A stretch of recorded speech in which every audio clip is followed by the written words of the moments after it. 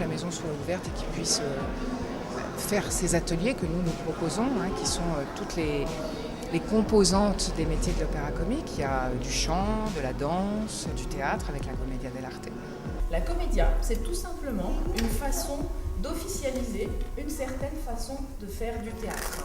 On va parler de Commedia design, on va parler de Commedia all'improviso, mais c'est la même chose. Finalement, c'est une façon professionnelle de faire du théâtre qui a été entérinée en 1546. Parce que finalement, en Commedia, on va parler beaucoup des relations sociales des gens. Chaque acteur a la possibilité de l'adapter à sa façon, mais la gestuelle, elle nous fait comprendre ce qu'est le masque. Alors on a découvert ça sur internet hier soir, on est venu tester. Là on a juste fait un atelier, mais on va aller découvrir le reste avec plaisir. Ça te plaît, papillon ? Oui. Pour l'instant on est ravis.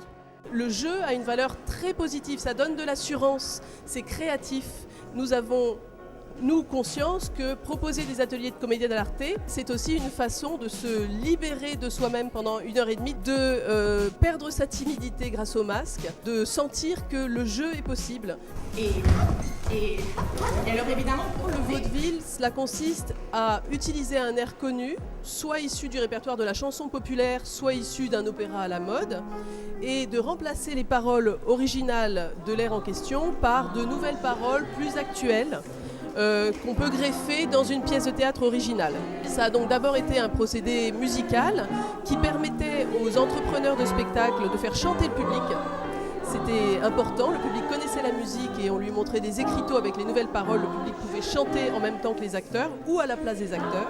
Et puis le vaudeville est ensuite devenu un genre de pièce de théâtre, souvent de comédie, au cours desquelles les acteurs de temps en temps chantent, toujours sur des airs connus. Vous avez remarqué que c'est un air qui va être assez répétitif, qui est assez entraînant, qui est assez dansant et qui va reposer systématiquement une époque passée heureuse, une sorte d'âge d'or. Dans ma jeunesse, c'était bien. Venir au spectacle, déjà, c'est, je trouve, s'abstraire du monde aujourd'hui, mais en même temps, c'est toujours un miroir de la société, je trouve, le spectacle.